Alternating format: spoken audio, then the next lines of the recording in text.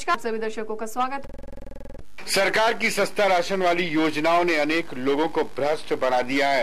नियमानुसार किसी की मौत के बाद उपभोक्ता भंडार से राशन खरीदने के लिए मिलने वाला कार्ड नगर निगम द्वारा वापस ले लिया जाता है। ऐसे ही राशन कार्ड से नगर निगम के कुछ कर्मचारी उपभोक्ता भंडार से सस्ता राशन उठा रहे हैं। इसका खुलासा तब हुआ, अभी तक न्यूज के रिपोर्टर को किसी ने सूचना दी कि नगर निगम के 2 कर्मचारी मूलापार स्थित बोल बम महिला प्राथमिक उपभोक्ता भंडार में 3 बीपीएल राशन कार्ड लेकर आए हैं और वो भी कार में।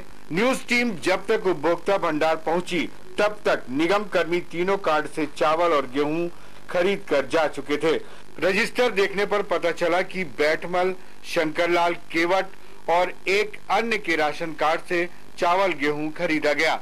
अभी तक न्यूज टीम ने इंटरनेट से जब राशन कार्डों की सूची देखी तो उसमें बैठमल पिता रिखीराम और शंकरलाल पिता मंगलू केवट के नाम नजर आ गए। उपभोक्ता भंडार के रजिस्टर में कार्डों के जिन नंबरों का उल्लेख था वे नंबर ही इन नामों के आगे दर्ज थे।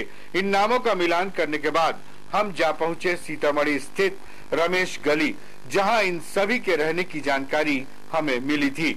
यहाँ चंदुआ केवट नाम का एक बुजुर्ग मिल गया जिसने बताया कि बैठमल उसी के भाई का नाम है और लगभग 1 साल पहले उसकी मौत हो चुकी है।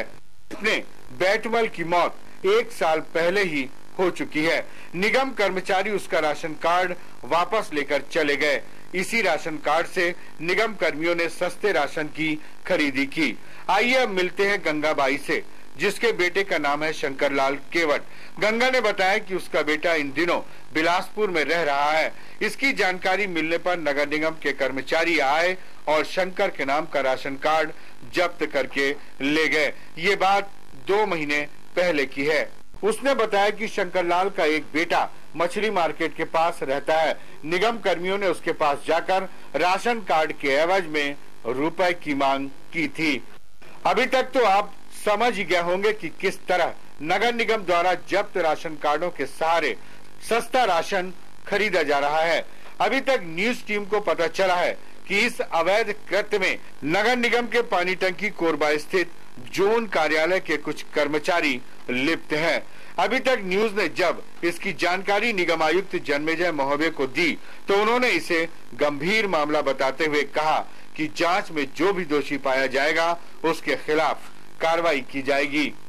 स्कूल में भूत जो एक के बाद एक निशाना बना रहा है यहाँ पढ़ने वाली छात्राओं को।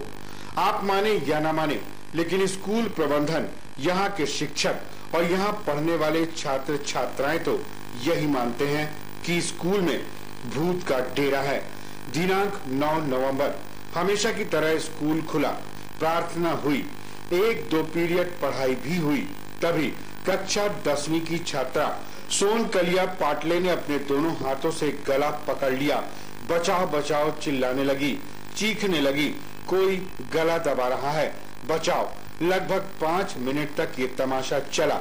फिर छात्रा बेहोश हो गई, जिसे तुरंत जिला अस्पताल लाया गया, जहां उसका उपचार किया जा रहा है। छात्रा के परिजन भी इस घटना से भयभीत हैं। आखिर कौन है जो इस स्कूल की छात्राओं को निशाना बना रहा है?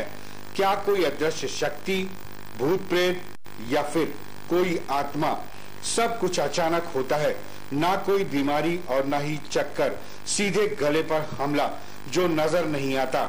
इसके पूर्व भी 28 सितंबर को उमा पैकरा और सजनी नामक 2 छात्राओं के साथ ऐसा ही हुआ था। किसी अदृश्य शक्ति ने इन छात्राओं का गला दबाना शुरू कर दिया था। पहले उमा पैकरा, फिर सजनी और अब सोनू कलिया। आखिर मामला क्या है? भूत प्रेत या और कुछ? इस बारे में कोई कुछ भी नहीं बता पा रहा है, लेकिन एक अजीब सा डर यहाँ के लोगों और स्कूल में पढ़ने वालों के अंदर समाया हुआ है। आलम यह है कि इन 3 घटनाओं के बाद लोग इस स्कूल को भुतहा मान रहे हैं। एक अजीब सा डर यहाँ पढ़ने वालों के मन में समाया हुआ है। कोई है जो अचानक आकर गला दबाने लगता है। आश्चर्य की बात तो ये है कि जो भी हो उसका निशाना सिर्फ छात्राएं होती हैं। क्यों? आखिर इन छात्राओं से उसकी क्या दुश्मनी है? बहरहाल कोई माने या न माने, सड़क बुंदिया के इस स्कूल में छात्राओं के साथ हुई 3 घटना के बाद स्कूल में पढ़ने वाली छात्राओं और उनके अभिभावकों के मन में अजीब सी दहशत फैली हुई है। बल्कि खार में लोग इन दिनों चोरों के आतंक से परेशान हैं। बीती रात चोरों ने जय मां दुर्गा जनरल स्टोर को अपना निशाना बनाया। जब दुकान मालिक सुबह के वक्त दुकान खोलने आया तो शटर का ताला टूटा पड़ा था। अंदर जाने पर बहुत से सामान उसे गायब मिले। चोरों ने बड़े आराम से राशन सहित नकदी और मोबाइल वाउचर्स की चोरी कर ली। दुकान संचालक ने बताया कि 10,000 के मोबाइल रिचार्ज वाउचर, 2,000 नकदी और अन्य सामानों की चोरी हुई है। दुकान संचालक ने बताया कि इस इलाके में आए दिन चोरियां होती हैं। रिपोर्ट के बाद भी पुलिस कोई कार्रवाई नहीं करती। गृह एवं जिले के प्रभारी मंत्री ननकीराम कंवर ने 30 सितंबर को एक बैठक ली थी, जिसमें उन्होंने ग्रामीण क्षेत्र के स्कूलों में व्याप्त शिक्षकों की कमी को दूर करने के लिए गलत नियम से ग्रामीण स्कूलों के जिन शिक्षकों की पदस्थापना नगरीय क्षेत्र में की गई है, उन्हें तत्काल अपने मूल स्थान पर आमद देने का निर्देश दिया था, जिसके तहत 22 अक्टूबर को जनपद पंचायत कोरबा से शिक्षा कर्मी वर्ग 3 के सभी 22 शिक्षकों को रिलीविंग आदेश जारी कर दिया गया। लेकिन 4 शिक्षकों को छोड़कर शेष 18 शिक्षकों ने अब तक गांव के स्कूलों में ज्वाइनिंग नहीं दी है। विकासखंड शिक्षा अधिकारी संजय अग्रवाल ने बताया कि प्रभारी मंत्री श्री कंवर ने नियम विरुद्ध शहरी क्षेत्र में गए शिक्षकों को वापसी का निर्देश दिया था। वहीं कुछ शिक्षक ग्रामीण क्षेत्रों में वापस न जाना पड़े, इसके लिए एड़ी चोटी का जोर लगा रहे हैं। बीईओ श्री अग्रवाल ने बताया कि कुछ शिक्षक आदेश में संशोधन का इंतजार कर रहे हैं। वापस बुलाए गए कुछ शिक्षक तो ऐसे हैं जिन्होंने रिलीविंग आदेश लिया ही नहीं है। एनसीडीसी स्कूल में पढ़ाने वाले प्रशांत विश्वकर्मा को बगदरी डांड में ज्वाइन करना है, लेकिन उन्होंने विद्यालय से रिलीविंग ही नहीं लिया। जिला प्रशासन शिक्षकों की कमी दूर करने लाखों प्रयास कर रहा है, लेकिन नियम विरुद्ध शहरी क्षेत्रों में पढ़ा रहे शिक्षकों की वापसी के लिए कठोरता नहीं दिखाई जा रही। यदि जल्द से जल्द इन 22 शिक्षकों ने ग्रामीण क्षेत्र के स्कूलों में वापसी कर ली तो शिक्षकों की कमी काफी हद तक दूर हो सकेगी।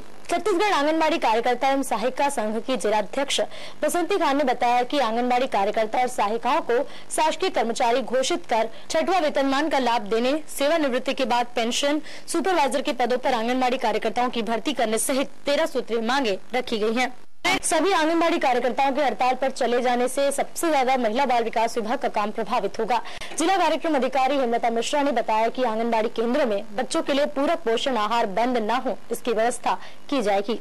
आंगनबाड़ी कार्यकर्ताओं ने मानदेय बढ़ाने, चिकित्सा भत्ता, कल्याण कोष की स्थापना करने जैसी मांगे भी रखी हैं। इनके इस अनिश्चितकालीन हड़ताल के चलते न केवल आंगनबाड़ी केंद्रों में ताला लटक जाएगा, बल्कि शासन की कई योजना जैसे RSBY, महिला जागृति जैसे प्रमुख कार्यक्रमों पर भी इसका असर पड़ेगा। इन कार्यकर्ताओं ने अपनी मांगों के लिए इसके पूर्व भी राजधानी जाकर अपना विरोध जताया था, लेकिन शासन की ओर से उनकी मांगों को पूरा करने की ओर कोई पहल न करने से व्यथित आंगनबाड़ी कार्यकर्ताओं ने अनिश्चितकालीन हड़ताल शुरू कर दी है। बुलेटिन में आज बस इतना ही। अपने जिले और शहर से जुड़ी तमाम जानकारियों के लिए देखते नमस्कार।